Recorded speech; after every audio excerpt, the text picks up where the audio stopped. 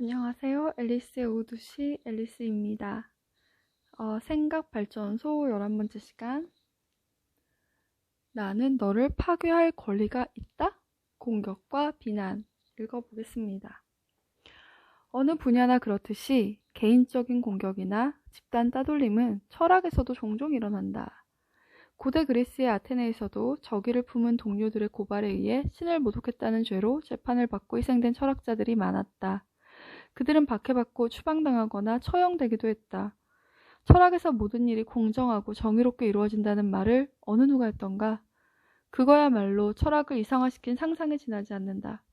철학자들 사이에서도 파괴의 기술은 늘 애용되었다. 그것만 따로 다루더라도 착한 거는 쉽게 쓸 수 있을 것이다. 그러나 이 책에서는 한 단원으로 족하기로 하자. 철학의 세계에서도 별스런 일이 다 일어난다는 것을 맛보기 정도로 보여주고자 하는 것이다. 비록 언어만을 이용한 것이라고는 하지만 이 파괴 게임은 비극적으로 끝나기 쉽기 때문이다. 철학사에서 증오와 공격을 끊임없이 일삼았던 사람으로 아우트르 쇼펜하우어를 들 수 있다. 그의 철학 전체, 그러니까 염세주의 철학은 말 그대로 삶에 대한 저주라 이해할 수 있다.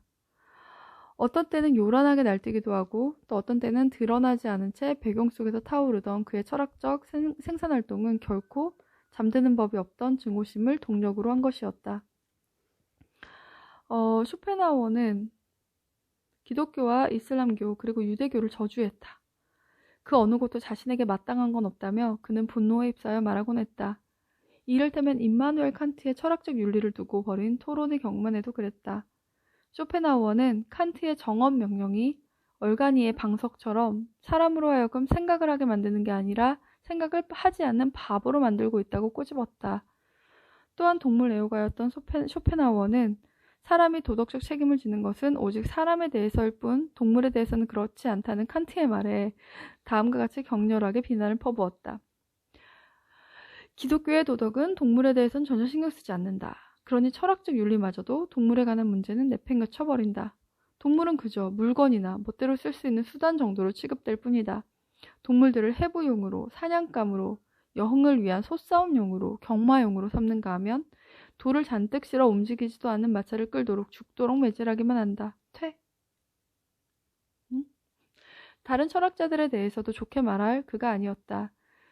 그는 적수로 삼은 헤겔을 야바이꾼이라 부르며 헤겔 철학은 어릿광대극에 지나지 않는다고 빈정냈다. 헤겔의 대표 저서를 두고 그는 다음과 같은 기발하기 그지없는 말을 한 바 있다.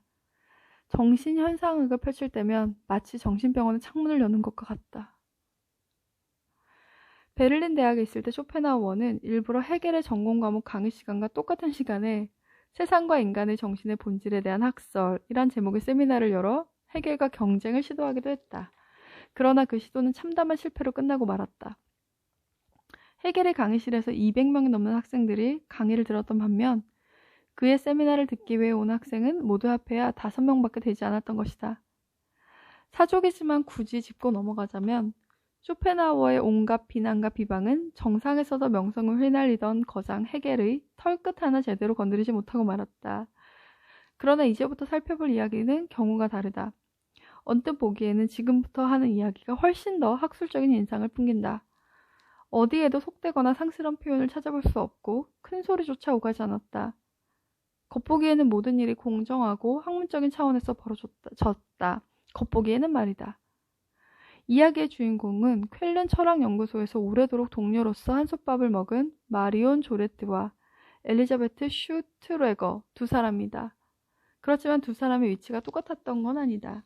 슈트레거 교수는 많은 연구 및 저술서 목록을 갖추고 국제적으로 이름을 날리던 연구자이자 후설 기록 보관소 소장이었다. 와, 그에 반해 조레트 교수는 전공 분야의 학계에서도 별로 알려지지 않았다.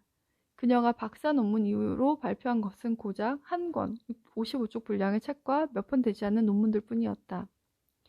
동료의 국제적인 성공이 그녀에게는 적잖이 신경 쓰였을 게 분명하다. 그렇지 않고서야 그녀의 행동은 도저히 이해하기 어렵기 때문이다. 이 이야기는 1990년 10월 2일 저녁에 시작된다. 함부르크에서 열린 학회를 마치고 돌아온 엘리자베트 슈트레거는 자신의 책상 위에 놓인 동류의 책 한 권을 보았다. 지금까지 발표된 마리온 조레트의 저술들과 비교해 그 책은 눈에 띄게 두툼했다. 400쪽이 넘었던 것이다. 무슨 바람이 불어 갑자기 이렇게 책 쓰는데 열중하게 되었을까? 책은 온통 인용과 주석으로 가득했는데 꼼꼼하면서도 학술적인 인상을 풍겼다. 그렇지만 다림질이라도 된 듯 판판한 겉표지에는 보이지 않는 도화선이 타오르고 있었다. 그건 바로 수화 공간에 대한 엘리자베트 슈트레거 하힐빌 논문과 박사 논문에 관한 비판적 연구라는 제목이었다. 연구라는 겉모습을 갖추고 있지만 그것은 파괴의 의식의 다름 아니었다. 마리온 조레트는 슈트레거 박사의 논문이 남의 논문을 도용해 조합한 것이며 그런 사실을 주석에 밝히지 않았다며 표절이라고 주장했다. 아울러 자세한 텍스트 비교를 통해 그 증거를 제시했다. 책의 왼쪽에는 슈트레거 박사의 논문을 일일이 적어놓고 오른쪽에는 슈트레거가 인용한 사실을 밝히지 않고 슬그머니 써먹은 유명하거나 덜 유명한 사상가들의 해당 구절들을 나란히 밝혀놓았다. 세계적으로 널리 알려진 엘리자베스 슈트레거가 야바의 날조자란 말인가? 그 책은 PMP 출판사에서 출판되었다. 출판과 타락이란 말의 앞글자를 땄다는 이 출판사는 마리온 조레트의 자체 출판사로 자기가 만든 출판사에서 책을 냈군요. 이 책을 출간하고는 바로 문을 닫았다고 한다. 여론에서는 곧바로 지대한 관심을 보였다. 디 차이트라든가 쾰르너 슈타트 안차이게 같은 신문을 비롯한 여러 언론에서 기다렸다는 듯 그 책을 인용한 기사를 실음으로써 마리온 조레트의 주장은 반박할 수 없는 명백한 사실이 되어갔다. 마치 표절이라는 비난이 입증된 것처럼 보였다. 쾰른 대학 철학부에서는 공격자 조레트 뒤에서 지원하고 나서며 슈트레거 박사 논문이 일반적 기준에 미치지 못한다고 선언했다. 이제 스캔들로 비화되는가? 엘리자베트 슈트레거가 박사학위를 받은 본 대학은 이 문제와 관련해 서둘러 심사위원회를 구성했다. 심사위원회는 여러 달에 걸친 심사 끝에 엘리자베트 슈트레거의 논문은 문제가 없으며 타당하다고 발표했다.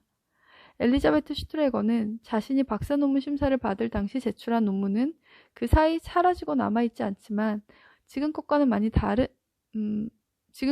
달리 많은 주석들이 달려있다고 주장했다. 본 대학 심사위원회는 그 당시엔 인용을 오늘날처럼 그렇게 꼼꼼하게 달지 않았다는 관리를 참작하여 공격당한 슈트레거의 편을 들었다. 우리 요즘에 막 정치인이나 그 유명한 셀럽들 논문 표절 의혹 같은 거 막 있잖아요. 이런 주석에 대한 것들, 각주에 대한 것들이 꼼꼼해진 게, 엄격해진 게 사실 최근의 일인데 지금의 잣대로 옛날에 논문들이 표절했다라고만 이제 공격하는 것들이 있는데 그런 일이 독일에서도 있었네요. 계속 읽어볼게요. 그에 따라 슈트레거는 표절하지 않았으며 박사학위를 그대로 유지할 수 있다는 결정이 만장일치로 통과했다. 슈트레거 교수의 승리인 셈이 되었다. 곧이어 친구들이며 이름난 명사들이 이 피의자를 돕고자 발벗고 나섰다. 철학 소식이란 잡지에 실은 공개 편지에서 100명이 넘는 남녀 교수들이 여론의 일방적인 보도를 비판하면서 슈트레거 박사는 존경받아 마땅한 인물이라고 선언했다. 이제 마리온 조레트의 입장이 곤란해졌다. 신문은 이제 그녀를 헐뜯기 시작했다. 그녀에게 증오의 눈이 먼 여성학자라는 말이 별명처럼 따라붙었고 공공연히 증명된 비학자로 불리기도 했다. 엘리자베트 슈트레거는 자신의 파괴된 시간을 되갚기 위해 마리온 조레트에게 손해배상 지급 소송을 제기했다. 이 고소의 근거로는 명예훼손뿐만 아니라 슈트레거가 조레트의 비난으로 겪었던 정신적 쇼크까지 함께 제기되었다. 몇 달 동안 일을 할 수 없었으며 건강에도 심각한 문제가 생겨 병원에 누워 있었다는 것이다. 그렇지만 법정 소송은 바라던 결과를 가져오지 못했다. 판결도 내려지지 않았고 손해배상도 없었다.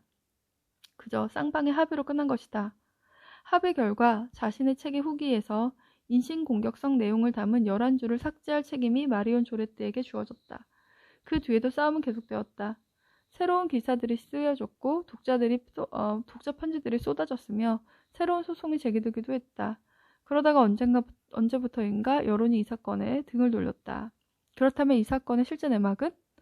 그 논문은 표절인가 표절이 아닌가? 파괴의 게임에서 사건의 흥미를 더하며 전형적으로 나타나는 현상은 가해자와 피해자 양쪽 모두에게 여러 사람들이 공감하며 힘을 보탠다는 사실이다. 슈트레거 논문이 표절이 아니라고 생각하는 쪽에서는 마리온 조네트의 동기가 이를테면 병적인 증오나 성공 가도를 달리는 경쟁자에 대한 질투처럼 불순하고 저급한 것이라고 보았다. 본 대학 심사위원회의 결정이 내려지고 난 뒤 슈트레거 자신을 포함한 많은 철학자들과 일부 언론인들이 그런 입장을 취했다. 한편 본 대학의 결정에도 불구하고 슈트레거 박사 논문이 표절이라고 볼 수 있는 면이 다분하다는 생각에 변함이 없던 사람들도 적지 않았다. 이들은 마리온 조레트의 사람됨이나 그 동기를 다른 시각에서 보았다. 그 당시 저명한 철학자였던 한스 바그너 같은 경우 마리온 조레트의 작업이 비판받아 마땅한 사실을 발견하고 그에 대해 당연한 비판을 한 것이라고 평가했다.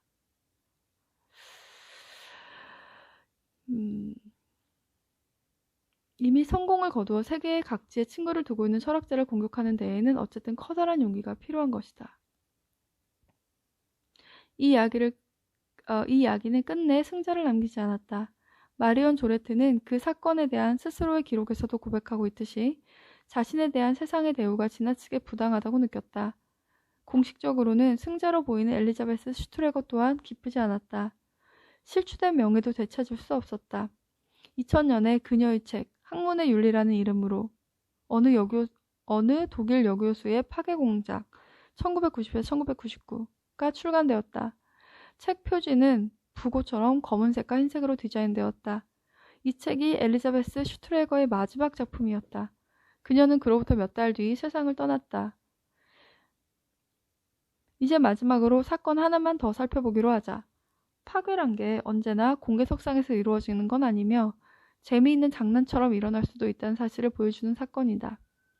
대대적인 공격일지라도 농담인 듯 연출되면 그저 참고 넘어가거나 쉽게 용납되는 경향이 있다.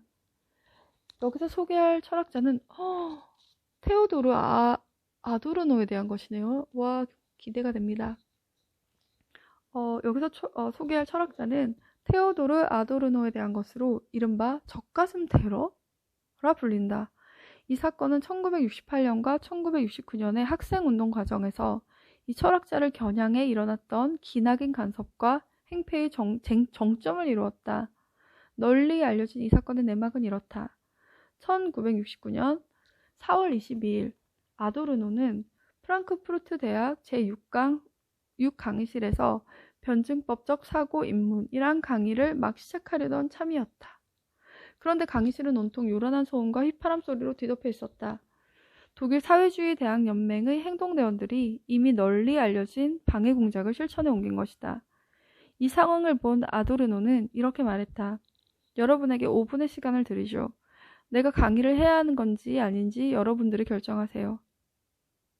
그러자 가죽 재킷을 입은 3명의 여학생들이 교탁 앞으로 다가오더니 아도르노를 빙 둘러싸고 춤을 추며 그에게 키스를 하려고 했다. 그리고 마침내는 재킷을 열어젖혀 알몸을 드러내더니 교수에게 젖가슴을 들이밀었다. 함성소리와 웃음소리가 강의실을 가득 채웠다. 충격받은 이 철학자는 가방으로 얼굴을 가리고 강의실을 뛰쳐나갔다. 와, 이런 일이 있었네요. 아도르노한테.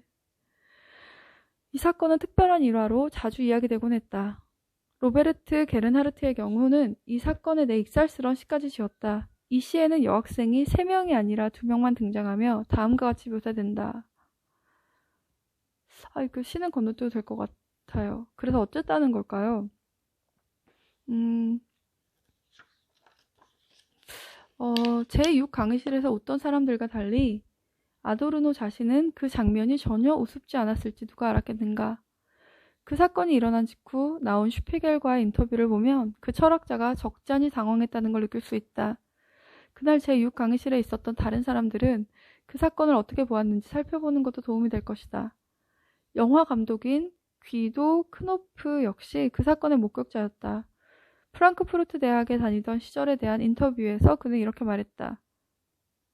강의실에 있던 사람들은 모두가 웃었다. 앞쪽에 앉아있던 나는 마음이 아팠다. 새 여자의 덜렁거리는 젖가슴이 눈높이에서 춤추고 있었다. 이론에만 몰두하는 생활을 했던 그는 가방으로 방어하려고 했다.